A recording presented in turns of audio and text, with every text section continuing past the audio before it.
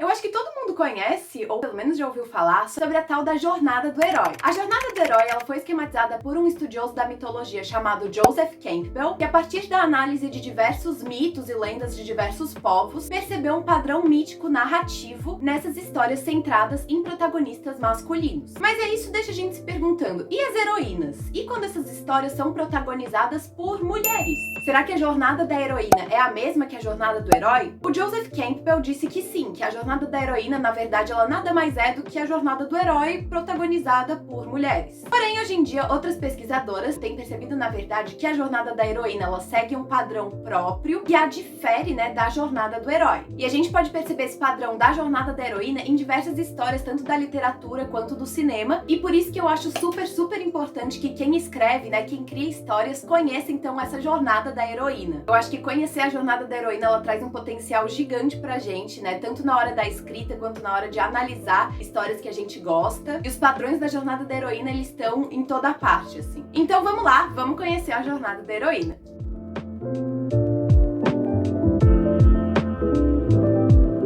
Oi pessoal, eu sou a Bia, eu sou historiadora, sou escritora, sou viciada em literatura, em coisas da cultura pop, e aqui no meu canal eu converso com vocês sobre análises de referências mitológicas e históricas que a gente pode encontrar aí em obras da literatura e do cinema e no entretenimento contemporâneo no geral. Todos os vídeos aqui do canal são feitos com muita pesquisa e com muito carinho também. Se vocês gostam desse tipo de conteúdo, eu convido vocês a se inscrever aqui no canal, curtir esse vídeo, mandar pra quem mais gosta e tudo mais, e eu tenho certeza que vocês vão gostar muito do conteúdo que eu tenho por aqui. A nossa conversa de hoje vai ser sobre elas, sobre as heroínas, sobre as protagonistas femininas de mitologias, de histórias contemporâneas e tudo mais, e que seguem esse padrão narrativo que é a jornada da heroína. Como eu contei pra vocês, por muito tempo se considerou que a jornada das heroínas fosse a mesma que a jornada do herói, que é essa estrutura aí, esquematizada pelo Joseph Campbell. Basicamente, não se tinha assim um olhar atento pra jornada da heroína e pras particularidades desse tipo de jornada protagonizada por mulheres, sabe? Mas isso começou a mudar quando algumas pesquisadoras começaram a olhar para esse trabalho do Campbell e perceber que a jornada das mulheres, a jornada das heroínas, que a gente encontra aí em mitos, em lendas antigas e até mesmo nos contos de fadas, se diferenciava bastante dessa jornada aí dos heróis, apesar de ter alguns pontos em comum.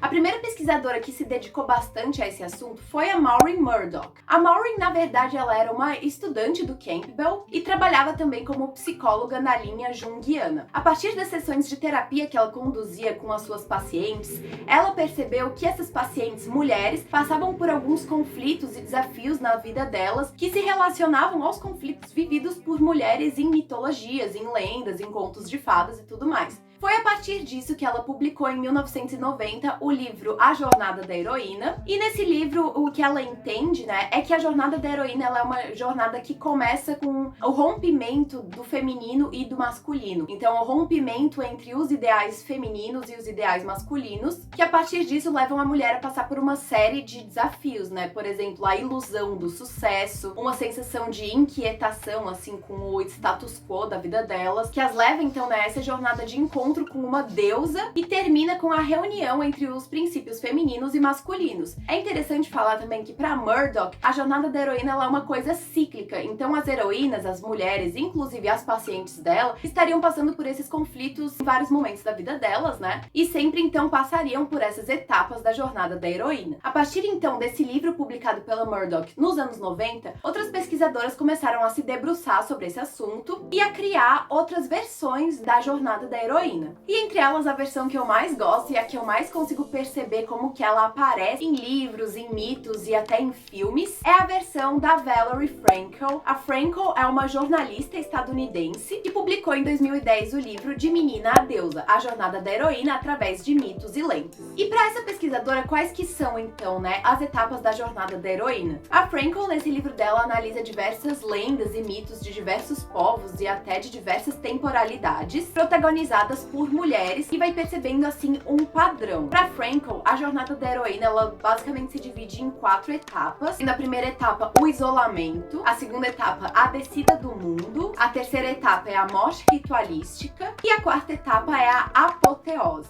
Todas essas etapas, elas conduzem a protagonista feminina para um reencontro com o arquétipo da deusa mãe. O arquétipo da deusa mãe, essa face divina maternal ligada à fertilidade, ligada à natureza. E nessa jornada da heroína, as mulheres elas passam de um estado imaturo, um estado ligado à infância, até um estado de encontro com essa deusa. Então, na primeira etapa da jornada, que é o isolamento, a mulher ela ainda tá assim, né, passando pela infância. Então, ela tá isolada assim nos anos de juventude. É comum que a gente encontre em narrativas protagonistas femininas que começam, né, as suas histórias estando isoladas e até mesmo encarceradas em torres, ou que passem por alguma espécie de proibição, né? Na segunda etapa, essa proibição ela é rompida, esse cárcere é rompido e acontece a descida ao mundo. Geralmente é nessa etapa também que a gente tem aí a entrada de algum personagem masculino na história. Esse personagem masculino, por exemplo, príncipes de contos de fadas, eles não são o centro dessas histórias, né? E eles também não são quem salva a heroína, mas eles podem ser quem convida elas a participar dessa jornada e quem dá meio que o gatilho para as histórias começar, sabe? Depois pode acontecer uma espécie de morte ritualística, que é o momento então que a heroína ela pode passar por uma morte literal, e isso acontece em alguns contos de fadas, por exemplo, sei lá, Branca de Neve, e depois disso é quando finalmente ocorre o encontro da heroína com esse arquétipo da deusa mãe. Porém, na última etapa da jornada, que é a apoteose, a heroína ela se percebe na verdade como sendo essa própria deusa. Ela passa de um estado inicial de imaturidade ligado à infância até um estágio final onde ela se reconhece como a própria deusa, né? Ela reconhece os poderes que ela tem e assume esses poderes que ela tem, chegando ao ápice assim do seu poder. Como assim? Eu sei, é meio esquisito isso e acaba ficando meio místico e até meio estranho num primeiro momento, mas quando a gente começa a pensar na grande maioria das mídias contemporâneas, e aí nisso eu incluo filmes, séries, livros e tudo mais, que são centradas em protagonistas femininas, a gente percebe que a maioria dessas histórias começa com a heroína sendo isolada e se sentindo fraca, não se sentindo capaz de passar por situações ou até duvidando, né, de um poder que ela pode até reconhecer que ela tem, mas ainda não consegue abraçar por completo. E terminam as histórias, depois de passar por diversos desafios, se tornando mulheres que conseguem reconhecer esse poder e que conseguem chegar ao ápice do seu poder, conseguem abraçar o seu poder e se tornar uma figura importante. Vamos pensar, por exemplo, sei lá, na Daenerys de Game of Thrones. A gente sabe que a Daenerys, ela começa sendo basicamente uma criança sob tutela do irmão mais velho dela, né, o Viserys, que é completamente abusivo com ela, mas ela consegue enxergar que ela tem dentro dela esse fogo do dragão, né, ela consegue entender que há algo a mais que existe dentro dela. E depois de passar por vários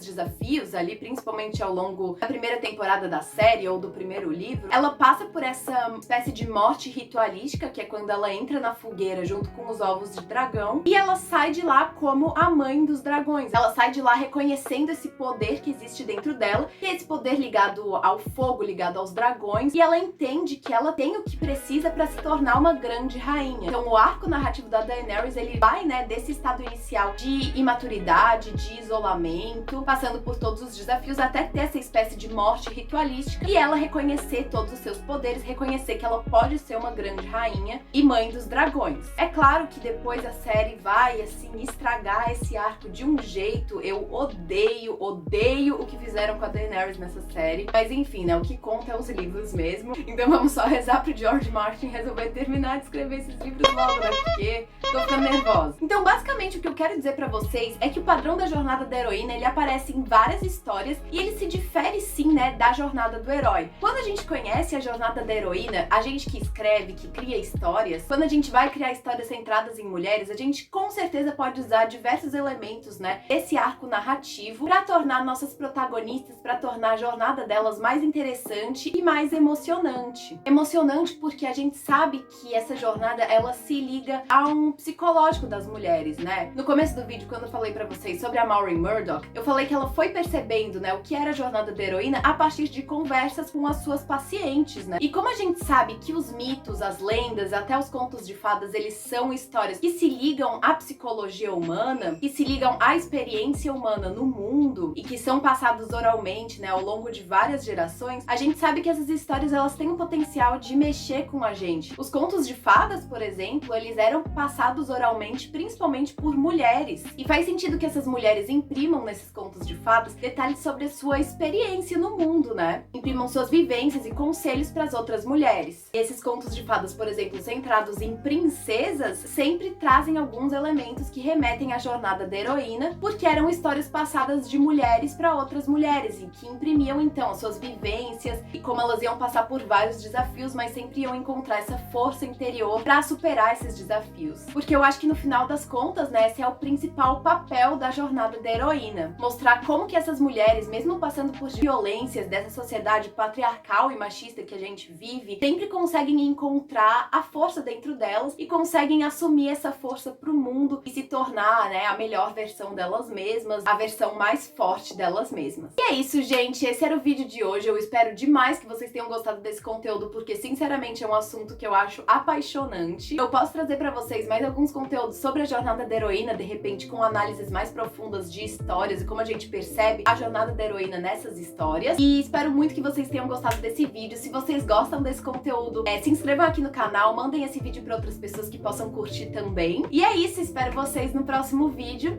Um beijo e até mais!